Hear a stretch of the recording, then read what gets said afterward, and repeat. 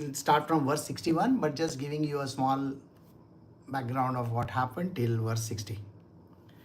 So, in the previous verses, it was mentioned that turbulent by nature, the senses, even for a wise man who is practicing self-control, forcibly carry away his mind, Arjuna. So, here what happens is, even if a person is on the path of spiritual, or say, let's say for example, he is practicing spirituality, or he is thinking that I am going to do meditation, I do meditation for such a long period of time, and I do all this kind of things, like I join classes, and I'm in this group, therapy is going on, and this and that, everything, whatever may be the case, even for that person, it is very difficult to control the senses. Senses are beyond control of anybody.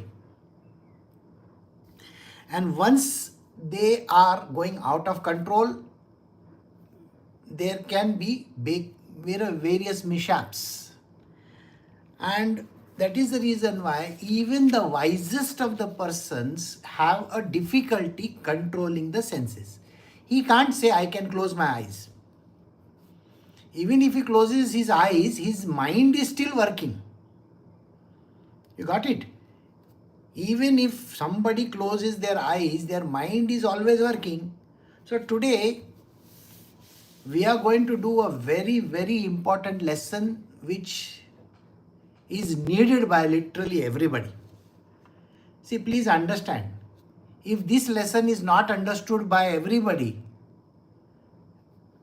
we can literally go to ruins, because the answer is not in this world. The answer is not in this world by taking medications or going in for retreats or doing meditation and going and doing whatever that is, like advised. No, there is a major problem and we have to solve the problem. So let us see from verse 61 what the problems are. So verse 61 will be a recap again. So let us do the recap first and then continue. So we are doing Srimad Bhagavad Gita chapter 2, verse 61. Therefore, having controlled all the senses and concentrating his mind, he should sit for meditation, devoting himself heart and soul to me. For he whose senses are under control is known to have a stable mind.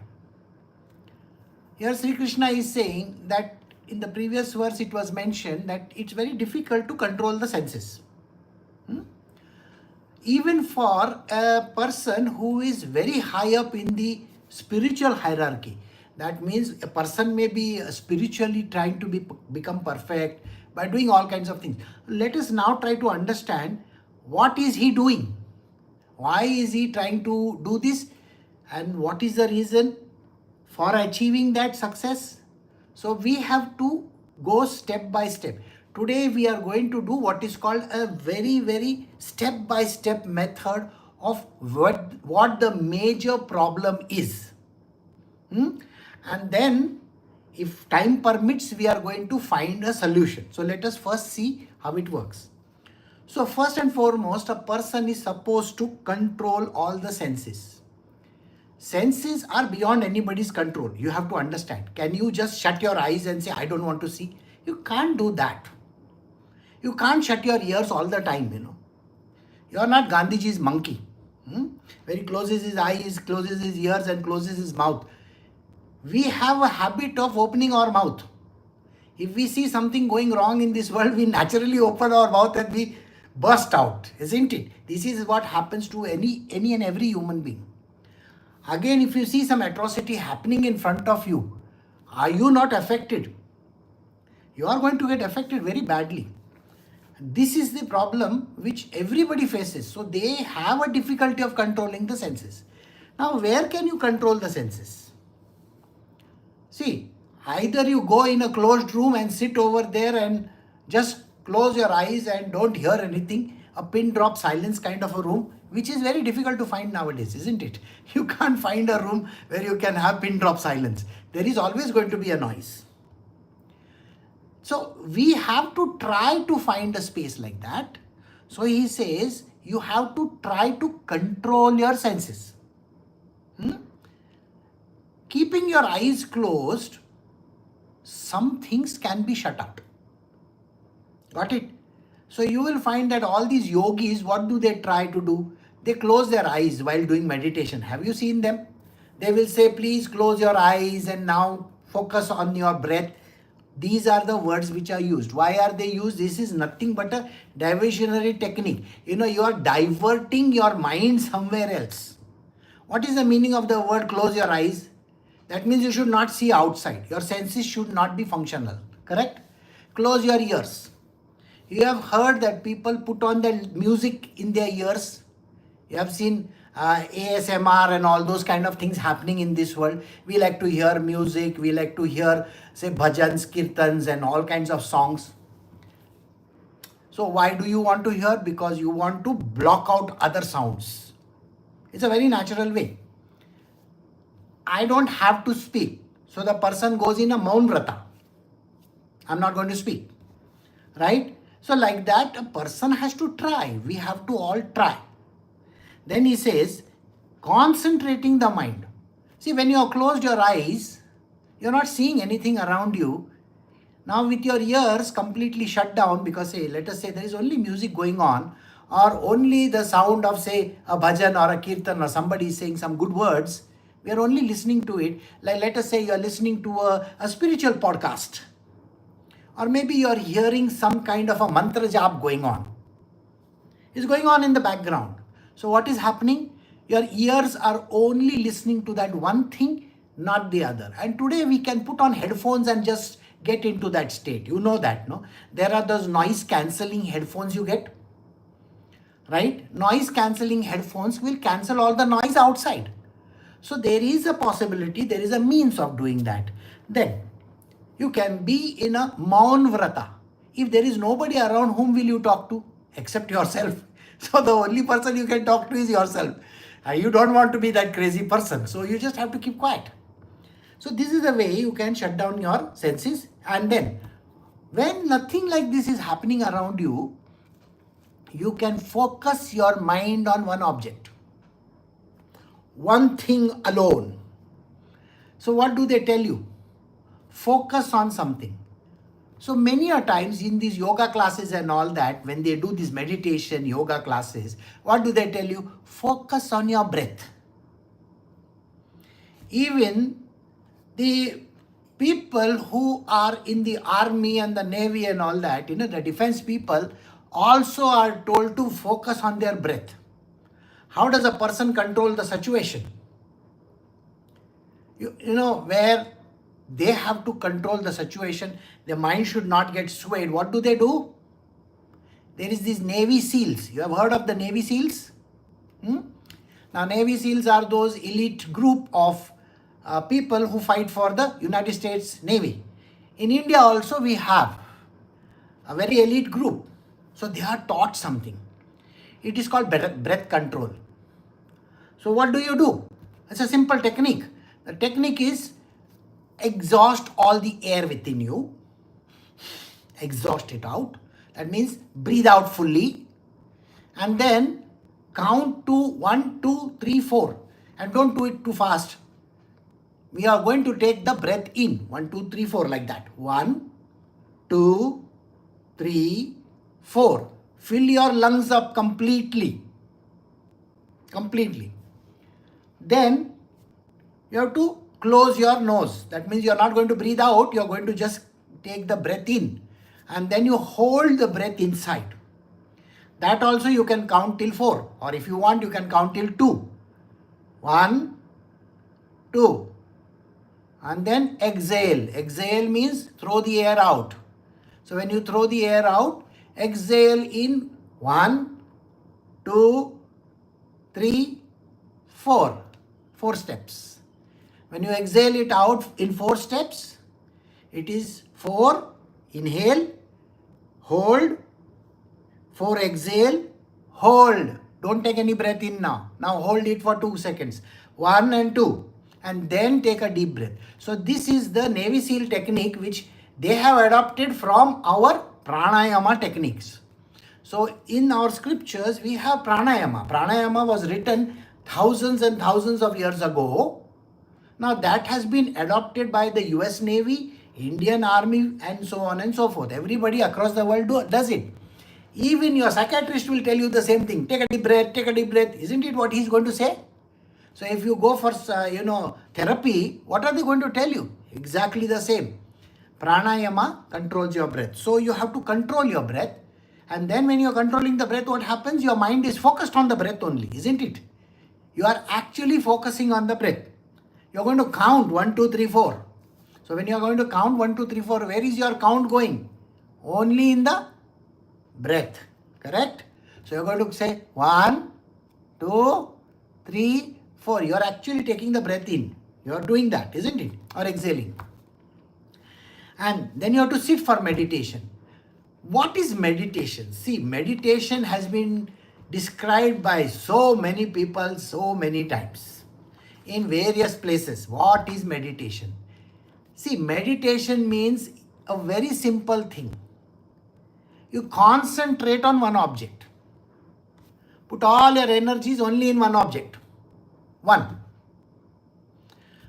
Do you remember that Olympian? Okay, he took the gun and he shot. He got the gold medal. You remember that person? I think he was a Korean or somebody like that. How much of concentration that man was having? He just held the gun and shot. First rank. That is the kind of concentration a person should have. When you concentrate so much, you become an expert in that subject. And when you become an expert in the subject, then there is no need of concentration. It happens automatically. See, when you went for driving school, initially you went for driving school. At that time you were focusing on the brakes, the clutch, the accelerator, and then changing the gears. Were you focused on that? And slowly, it all came to you naturally. First you focused on the, first gear, second gear, third gear, like that. Now reverse means you have to see. Now you are going to look behind. There is no need. Nowadays the cameras are there. So you are going to focus on the camera. Okay, I am reversing. All this is there. So you are focusing on it.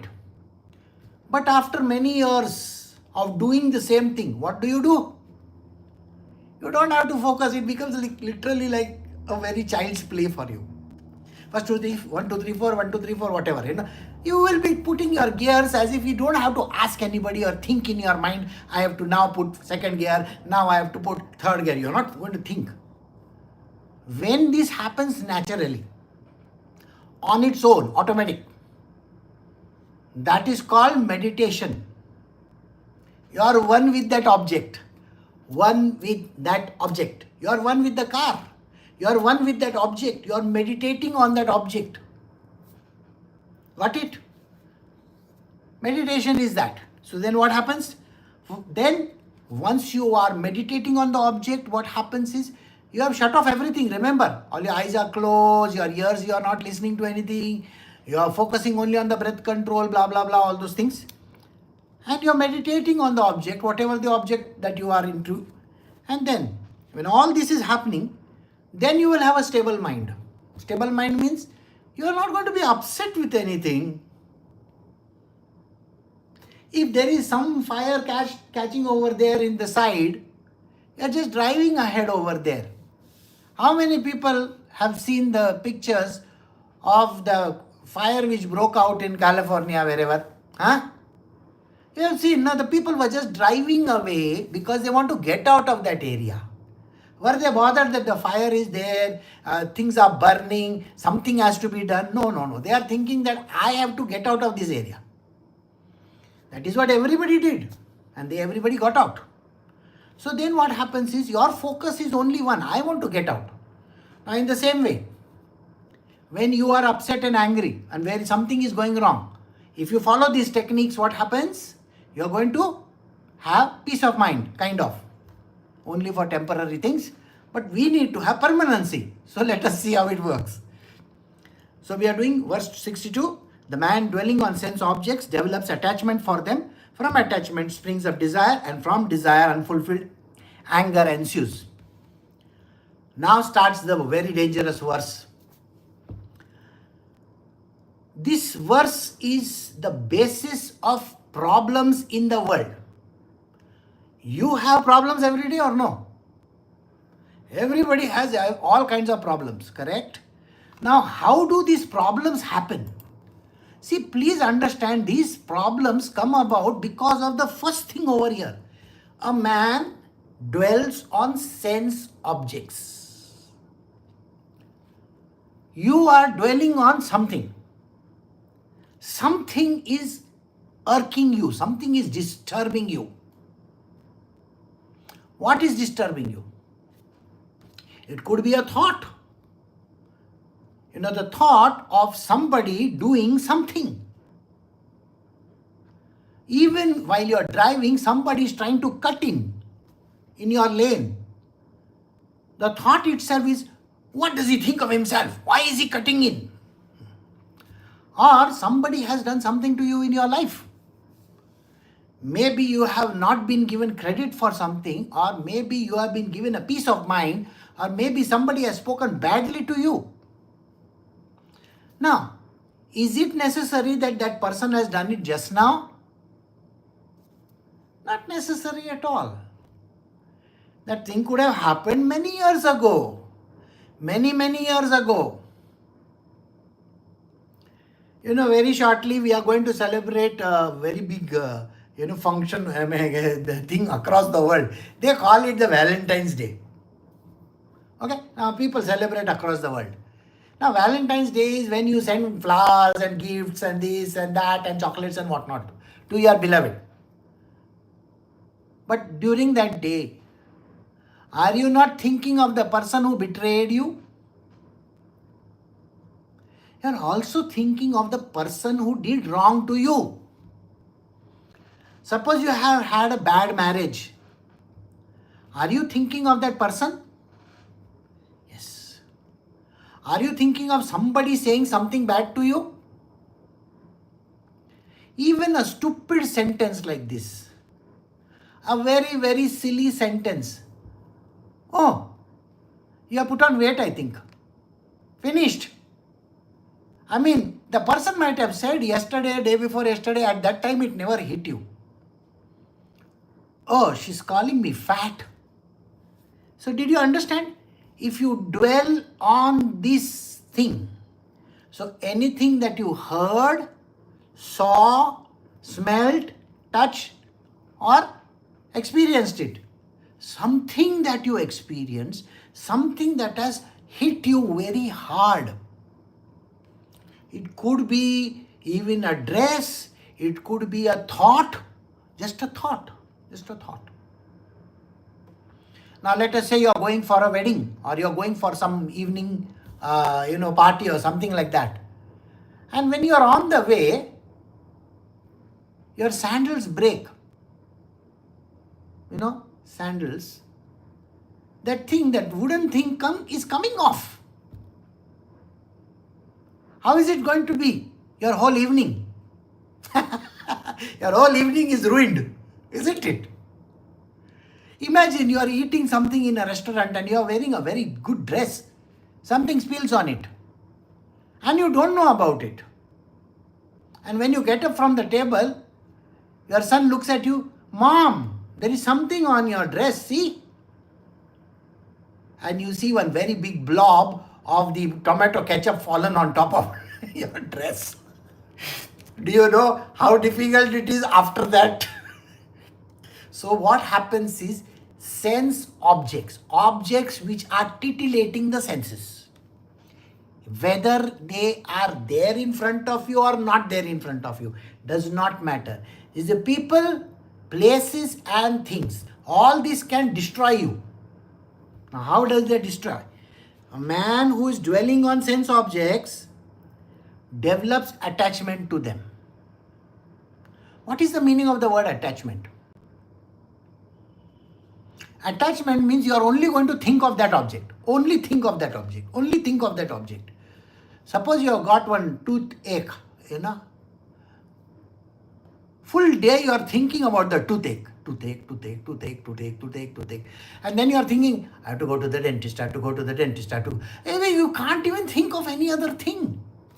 I hope you get the point. When that one thing is hitting you very hard, can you think of anything else? No. This is the problem with the sense objects. It is as if you are literally married to that object. Suppose you have an enemy or frenemy they say, no? And that person has come and told you, oh my God, you're looking fat, finished. What happened?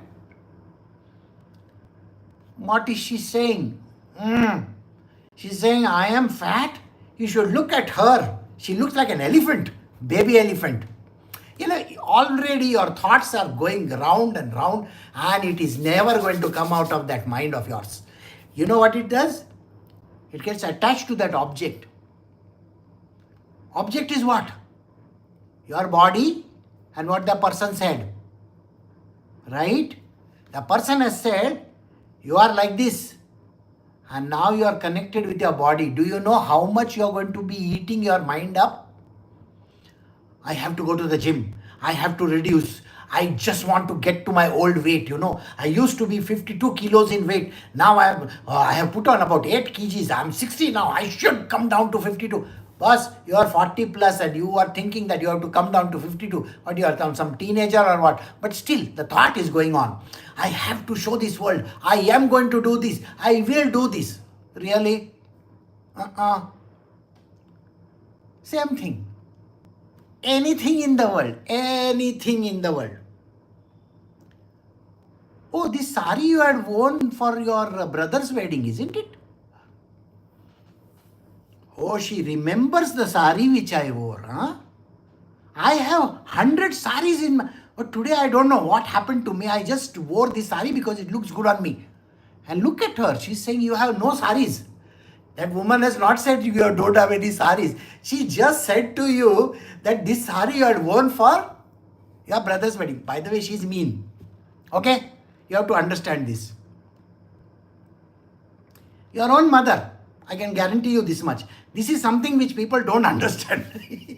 Your own mother. You may think that this woman is not at all, she is a very goody person.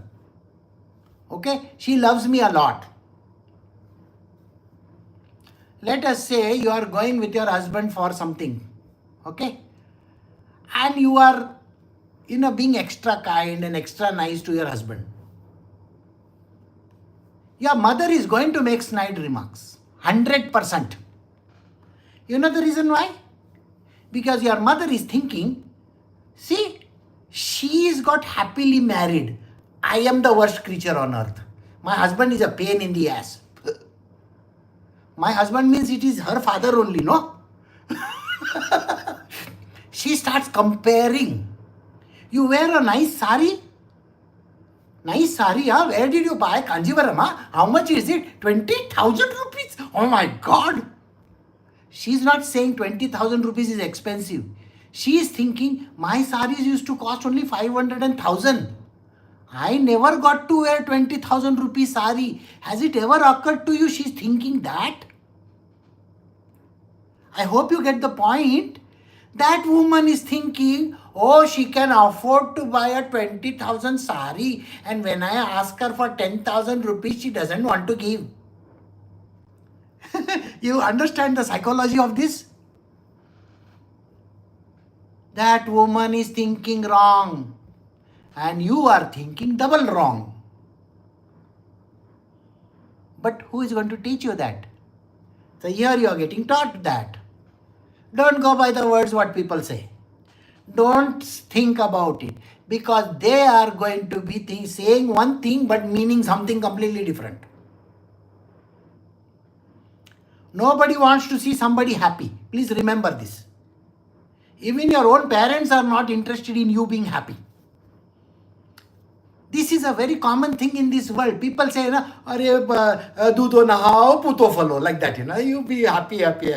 What happy? I am miserable. I never got happiness in my life. I am like this only. Look at me, my condition. The problem is this. I have to wish her happy. You are celebrating your anniversary or you are celebrating a birthday. You know what is their thought going on? And this, I proved it to Rajma. Okay? Their thought is going on, oh, they are buying such expensive cakes and eating it and cutting it and this and that.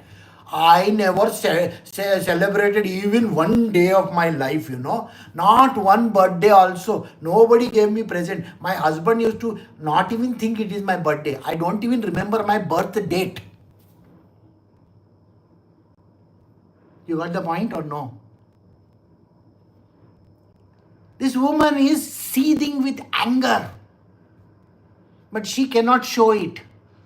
This is what has happened to her. She has got attached to that object in that world. The happiness which comes to people, some people, is a misery to other people. Don't be under this mistaken impression that they are happy. You have a baby, you go and tom-tom it to the world. Hey, I got a baby, I got a baby. You know how many people out there are literally cursing you? You are going on a holiday. You are going on a holiday. Your own mother has never gone on a holiday. The only holiday that she has ever gone when her husband took her to Rameshwaram or Madurai or her native place. One day he came to drop me to my native place. That is all she only thinks of. And look at her. She's going to Switzerland. She's going to London. She's going to New York. She's going to California. She's going to Australia. Arre Baba. That woman is thinking like this. Has it ever occurred to you? There is nobody good in this world. If you are going to tom-tom to the whole world and tell the world, I had a baby, I had a baby, I had a baby, I went to this place, I went to that place, you don't know what you are actually calling up for.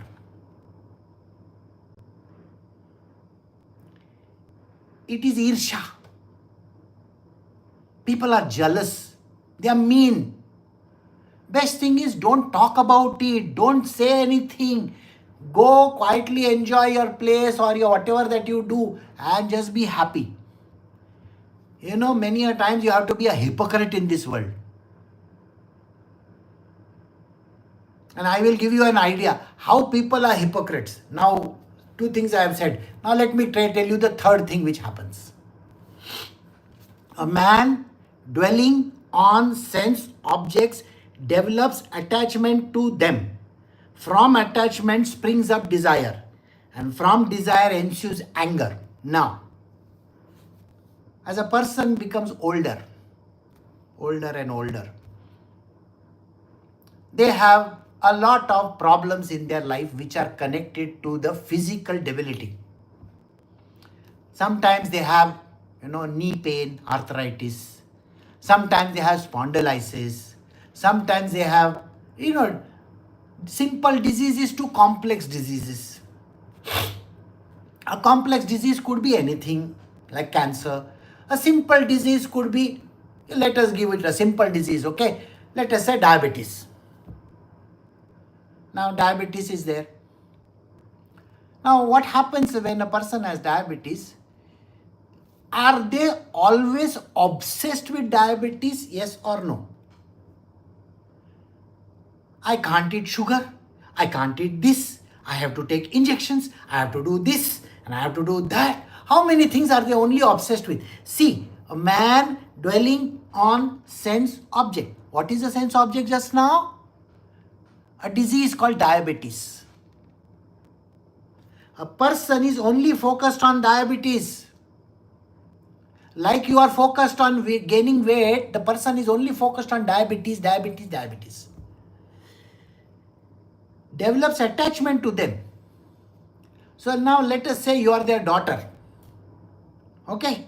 You go to your house, your mother's place. She has got arthritis, she has got diabetes, she has got blood pressure, she has got this and she has got that. Do you know the first thing she will, the moment you go over there, do you know what is the first thing she will say? Yesterday, my sugar went very high. I had to take this. And then we had to go to the doctor.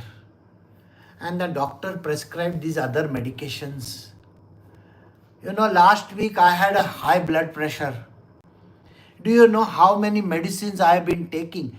They only talk of sickness, sickness, sickness, sickness, and sickness. Did this woman even ask you, how are you? No. She is thinking only of herself. She is saying, I am so sick. I am so tired with my life. I have to take so many medications, so much of thing. And now think about it. Now you are going to her house and your old haunts are there. Old haunts means there are some restaurants where you had pani puri, bel puri, sev batata puri, suppose you had that. And some places you had some, ragda pav, this thing, that thing, batata vada, this, all this you have some beautiful places that you go to. Now let us say you are going over there. This woman is there with you. Now you are having all this, okay? This woman is selling, I can't have this also. You have gone to a sweet shop. You are having rasgulla, or gulab jamun, cham cham, all those things, mishti doi and all that kind of thing, like Bengali mithai.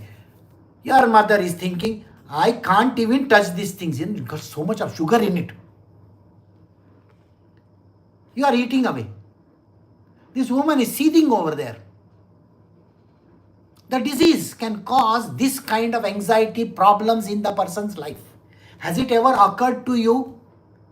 The first thing that they will say when they go back home, हमको तो खाने को ही नहीं मिलता है.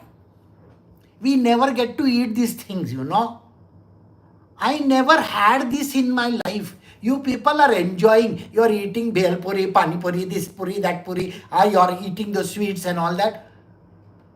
Today, look at me. I have to eat sugar free. I can't even drink a cup of tea. I have to drink that horrible juice that is there. Jamun juice, Karela juice. You are drinking one nice lassi, big lassi. Can you understand that person is already so attached to that object? Sugar, sugar, sugar. You may think that she is supposed to leave sugar. No. The moment you tell a person, don't do this, you know what happens to that person? No. They want to do it. So what you would have to do? You will buy some sugar-free sweet and you will give it to her. You eat this, ma. And I have proven it hundreds of times to people. I want you to watch them when nobody is looking. They will sneak to the kitchen and they will have a big, lump of it. All your sweets only they will come and eat. And then when you ask them, have you eaten? No. Oh, I swear by Balaji, I never ate anything. They will swear by anything in the world. They are willing to tell lies because of this. Because these people are angry. They don't get it. Please understand these statements. Krishna is explaining to Arjuna, it is because when you are connected to some object, you are happily married, but your sister-in-law is miserable. That woman is miserable to the core about you.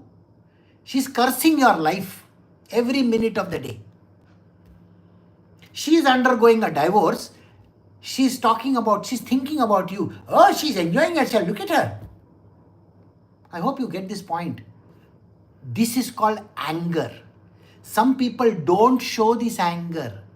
But don't go by the sweet face that they put in front of you. Don't. Because hypocrisy is this word which is there in this world. So what do? They are dwelling on that sense objects. They develop attachment to that object. And from that comes a desire. What is the desire? I wish I had a life like her.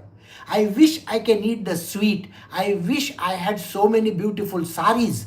I wish I had this. I wish I had that. This desire comes in. Now think about it. If this old woman has the desire to eat sweet, what happens? You will say, Mom, you can't eat this. Isn't that what you will say? Because you want her to live for long. Do you know what happens to her? She's seething with anger. They don't give me anything to eat. I am always hungry. Got the point? Or no?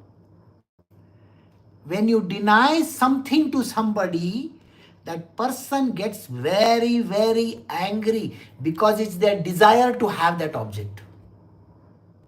When your weight doesn't come down, even after going to the gym, you're so angry that one day you go and freak out. Isn't that what happens? So anger comes. How does the anger come? When you dwell on some sense object. Why are you dwelling on that object? Why are you not happy for your daughter? Why are you not happy for the people who can eat sweets? Make sweets and give them. Don't put poison in it. So, you have to be happy for others, not for ourselves. So when you are self-centered person, you're only bothered about yourself, and because you did not get that object, you are angry. I want happiness in my world. Suppose your husband has said something to you. Okay, he has said, you are such a duffer. You can't even manage this house, things, very simple thing. I give you so much of money. Okay, you should have managed your household accounts properly. What is this? Every time you are asking me for more money. Suppose that sentence comes out. Do you know how much angry you are? At that moment you are thinking, I wish I was earning so much, I would have thrown it on his bloody face. But you are not going to say those words. You're going to seethe in anger. Anger is going to eat you up. And then what happens? Let us see. I will take additional time today if you don't mind. Is it okay? So now you understood how anger comes? Because you are denied something in the world. You are not getting the thing that you desire. You want that thing, but you are not getting it. You are very upset. Somebody is taking away your boyfriend. You are going to be upset. Right? Like that. So verse 63. From anger arises delusion. From delusion, confusion of memory. And from confusion of memory, loss of reason. And from loss of reason, a man goes to complete ruin. So now see the step by step. You are angry now. Okay? Now from anger comes what? Delusion. What is the delusion in your life? You are going to get deluded. You are not even going to think about your own health. You are not even going to think about other person. You are not thinking about your family. When you are angry, do you even think about your family that is there? No. You can't think straight. You are now deluded. You are only thinking one object, one object, one object, one object. I have to lose weight. I have to lose weight. I have to get this. I should be doing this. I should be doing this. That kind of a thing. Very funny. You want to eat sweet. You will take an additional 2 points of insulin. Did you understand this? You're not supposed to. You're not supposed to. You have to control your tongue. Don't do that. Please don't do that. But no. Let me try out. I have to eat. I have to eat. That I have to eat because you didn't get it. So now you're going to be a deluded person. You tell your own self, it's all is going to be well. Don't worry about it. Everything is going to be fine. If you have already murdered someone, you can bring that person back to life, is it? No. So it's the same thing. The delusion can be very dangerous for everybody.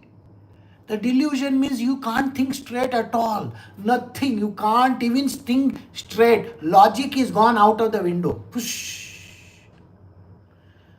Now the only thing that is there in front of you is how can I get that object? How can I destroy that person? How can I put that thing bang on that person's face? I want to kill that person. I want to do this. All kinds of nonsensical thoughts are coming in you. It is delusory. And from this delusion, you get confused in memory. You know how is the confusion in memory? You can't even remember things in a sequential order. No. Whatever has happened was after the wedding in your mind, because you are so confused, you think it has happened before the wedding. You understand? Your memory is never going to work at that time because it's all garbled.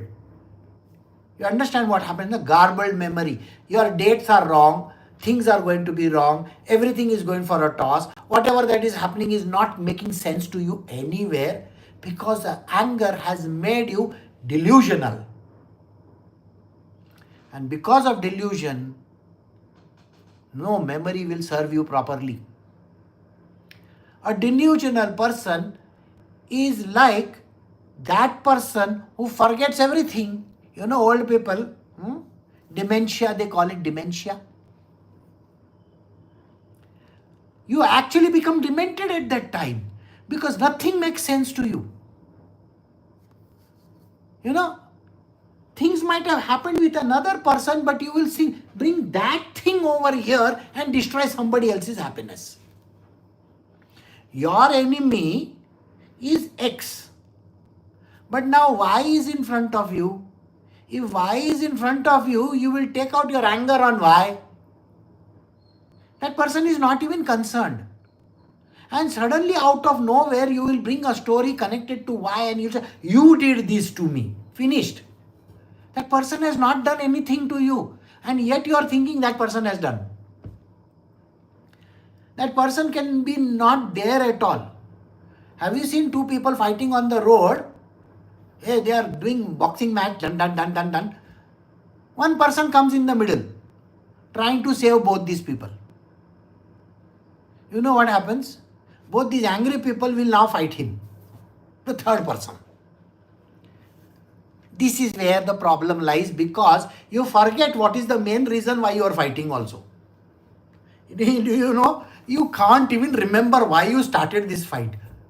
Because logic is not there. Nothing is working. Everything is short circuit.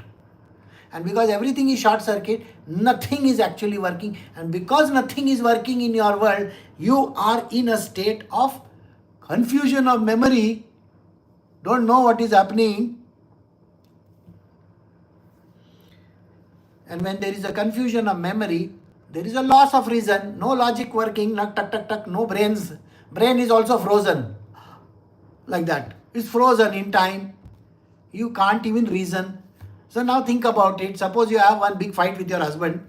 I mean, it nothing to do with the husband, but it was supposed to do with that Bajiwala. Okay. Somebody, the vegetable vendor you had a problem with. That fellow gave you some potatoes or onions at some extra rate and he cheated you for some another 100 rupees and all that. And you are coming home and you are, instead of getting angry with that fellow, you are now getting angry with your husband and your children. Okay, for no rhyme or reason. Okay, you're just getting angry, and suddenly what happens?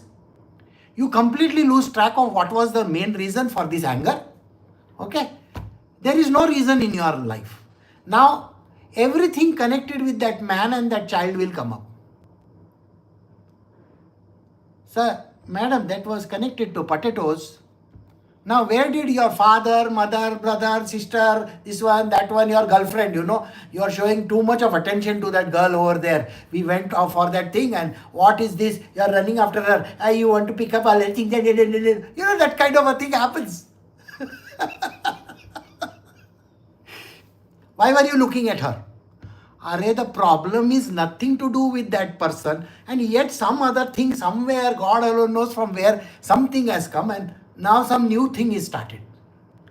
Because There is no reason. A person who is angry can never see reason in this world.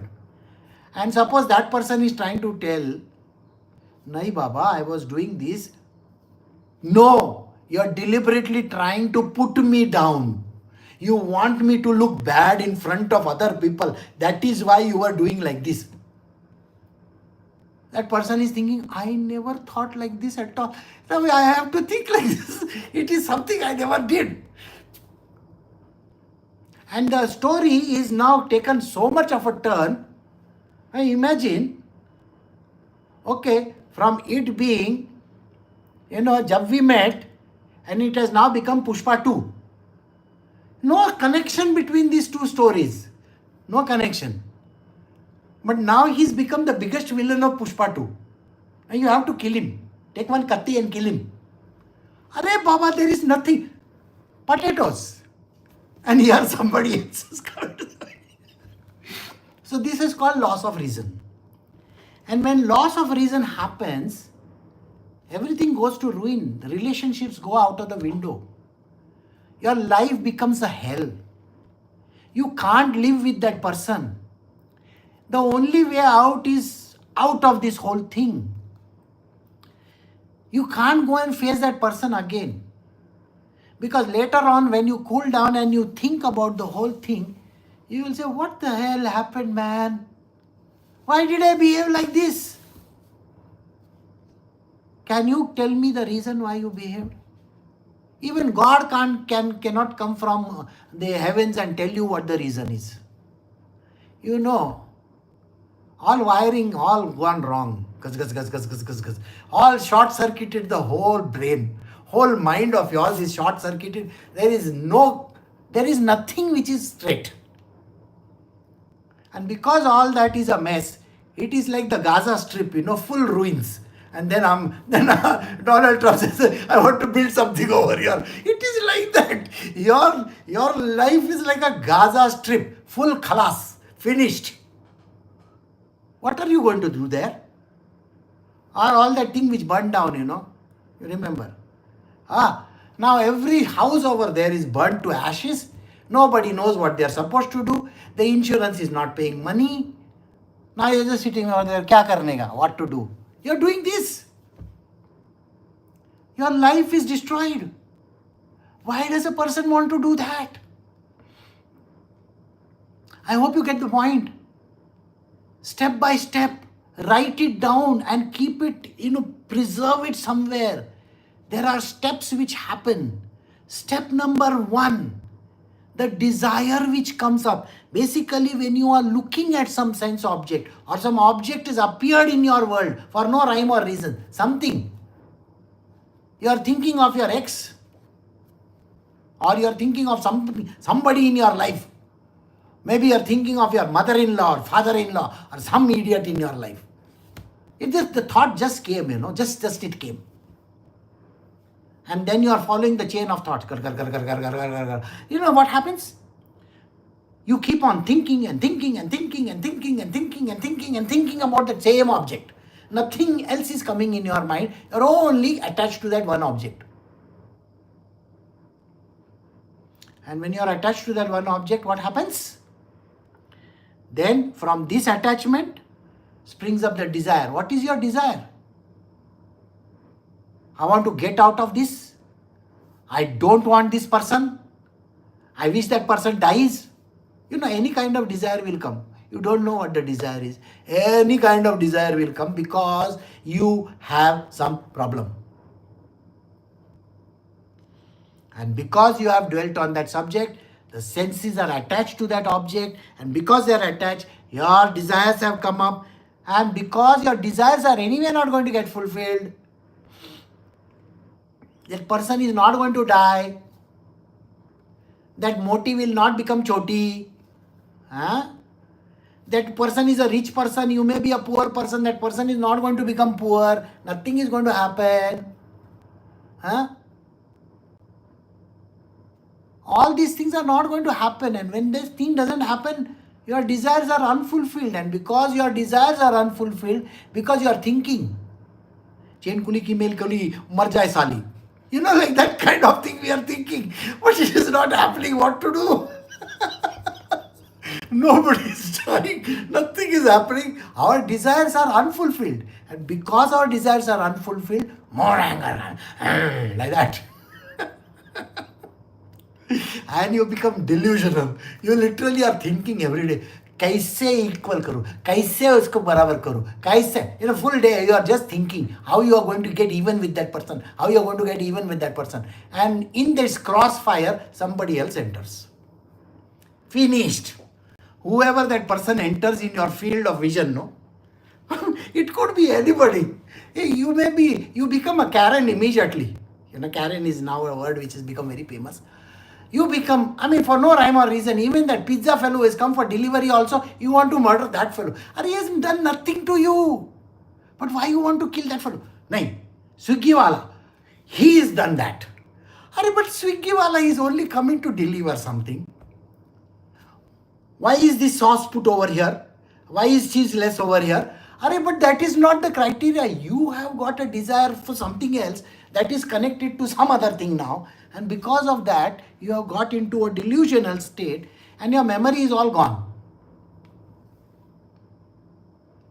This happens more or less with people in school and, the teachers, school, children, it happens quite a lot. How, art happens?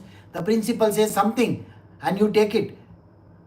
And you may say, your responsibility, you should have taught your children properly. Your children, they are your children also. Why are you not thinking like that? Sab main hi karne ka. I am the only one supposed to do all these things. He is not supposed to do. He doesn't even come home. He is going out all the time.